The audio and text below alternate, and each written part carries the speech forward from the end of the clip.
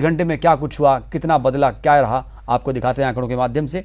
24 घंटे में 14,893 नए केस सामने आए हैं और 24 घंटे में ही 236 लोगों की मौत हो गई।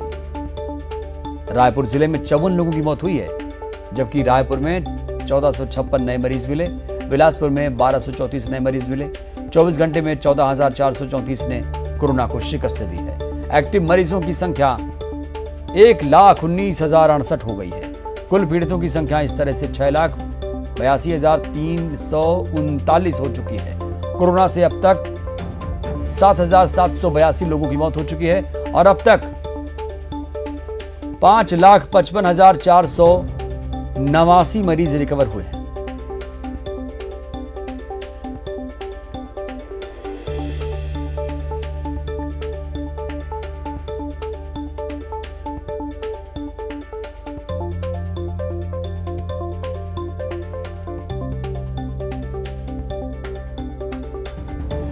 रायपुर में 1456 मरीज मिले हैं, दुर्ग में 1,046 नए मरीज मिले हैं।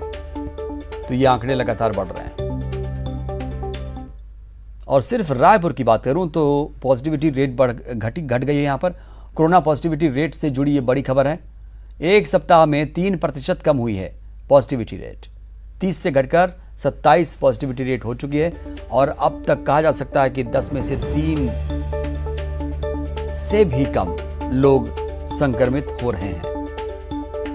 तो पॉजिटिविटी रेट कम हो रही है, मतलब ये अच्छी खबर है रायपुर के लिए।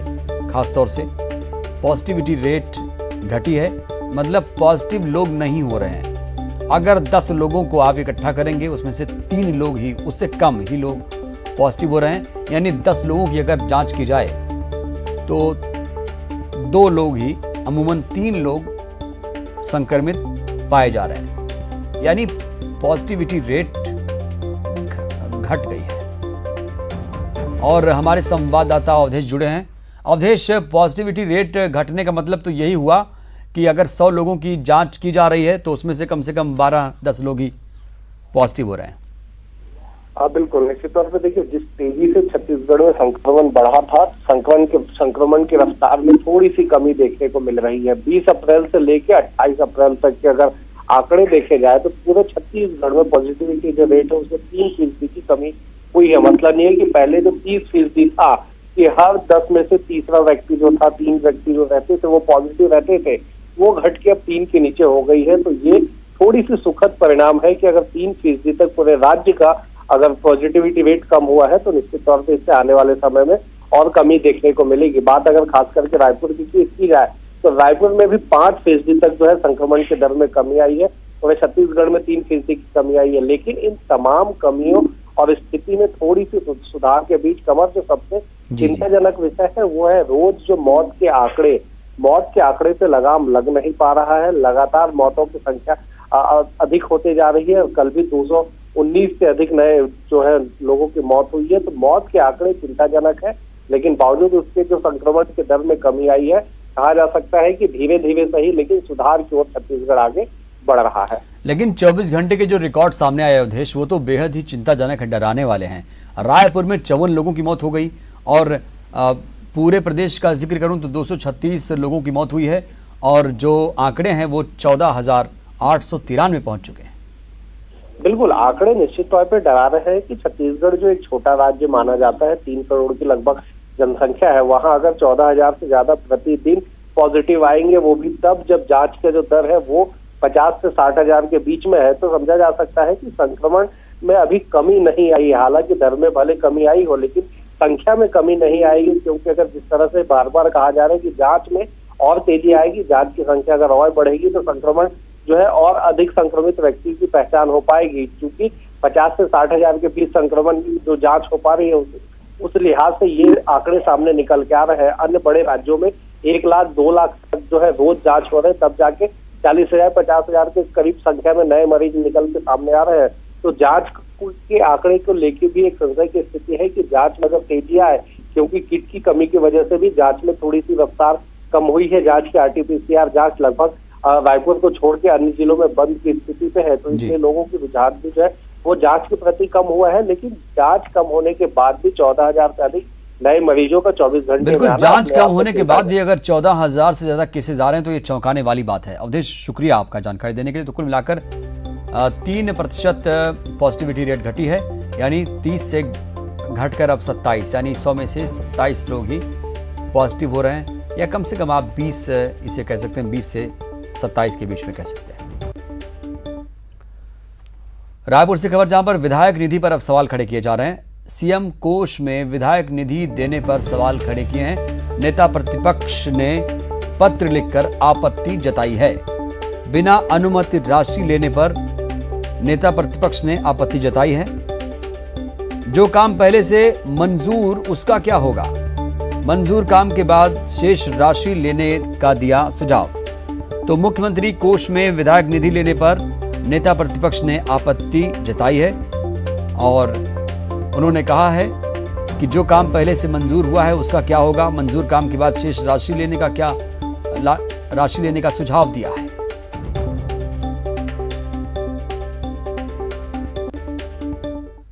और दुर्ग से खबर, जहां पर लापरवाही ने मासूम की जान ले ली। 2 महीने की मासूम ने दम तोड़ दिया।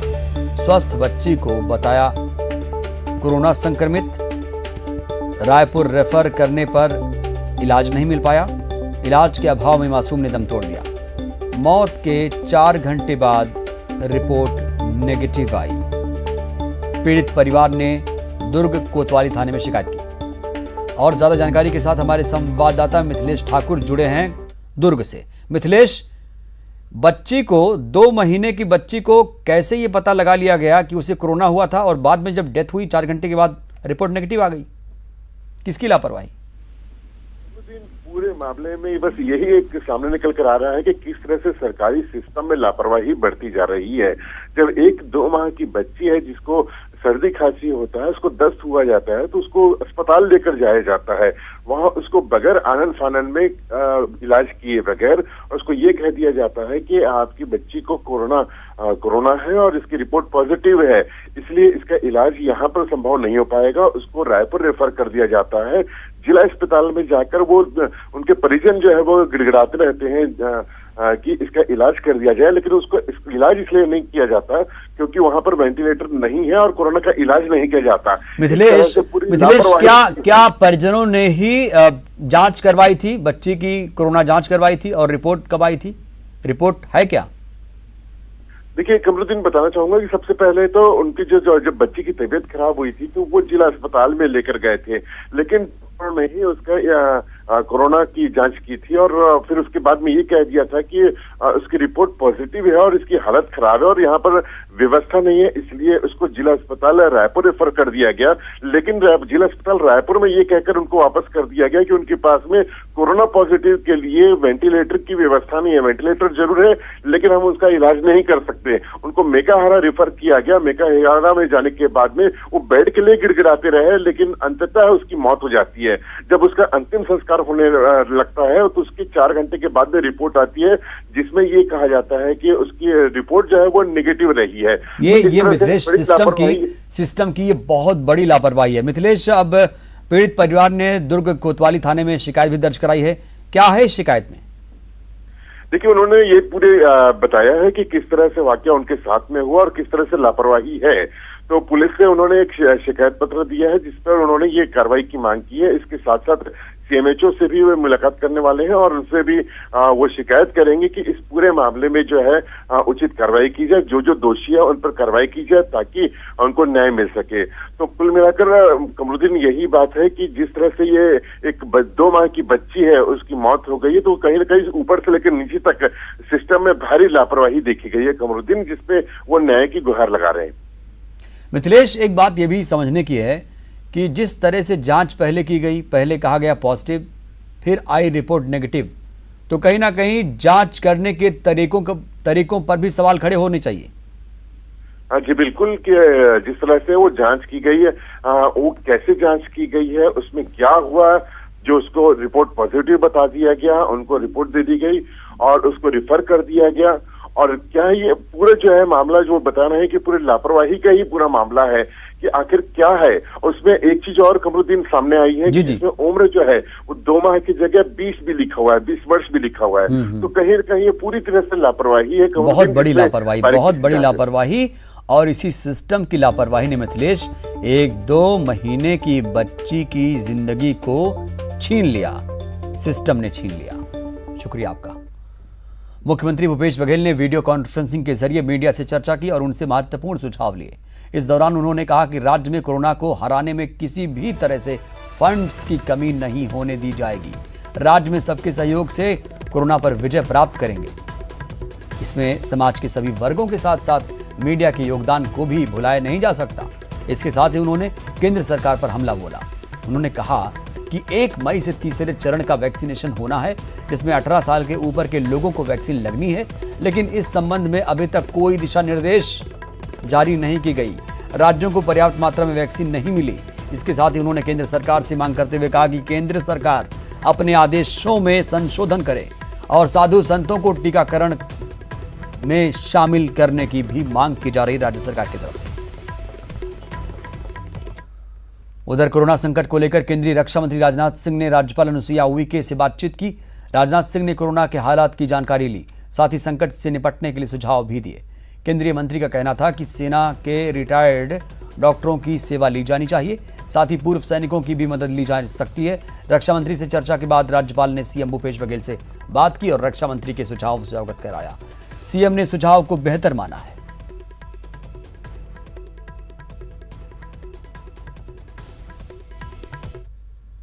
कोरोना संकट के बीच एक अच्छी खबर ये कि छत्तीसगढ़ राज्य प्रशासनिक सेवा संघ के अधिकारियों ने फैसला किया कि कोरोना वैक्सीनेशन अभियान के दौरान अपने और परिजनों का टीकाकरण खुद के पैसों से करवाएंगे।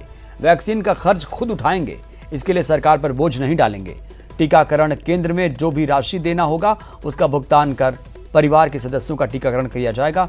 इससे राज्य सरकार का पैसा बचेगा और ये राशि कोरोना महामारी के नियंत्रण में काम आएगी।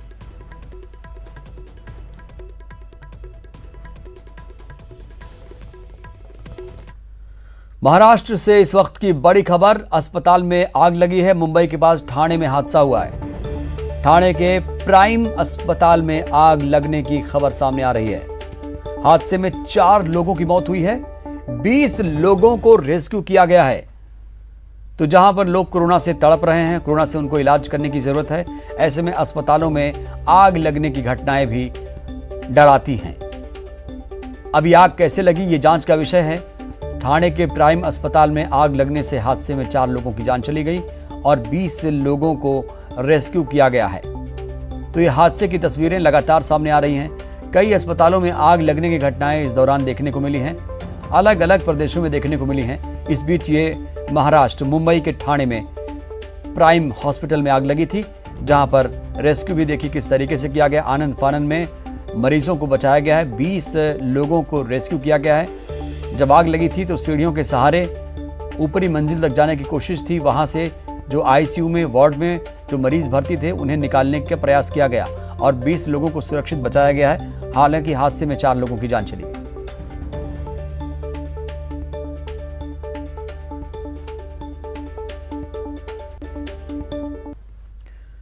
ब्रेक के बाद एक बार फिर से आप सभी का स्वागत। कोरोना के चेन को तोड़ने प्रदेश भर में लॉकडाउन लगा हुआ है।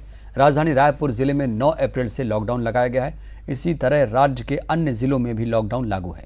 ऐसे में किसानों को भारी परेशानियों के साथ साथ आर्थिक नुकसान भी हो रहा है। लॉकडाउन की वजह से फसलें आसानी से बाजार में बिक नहीं पा रही हैं। खराब मौसम की वजह से फसलों में कीट का प्रकोप बढ़ रहा है। चूंकि लॉकडाउन में दुकानें बंद हैं, ऐसे में खाद, बीज और रासायनिक दवा नहीं मिल पा रही है।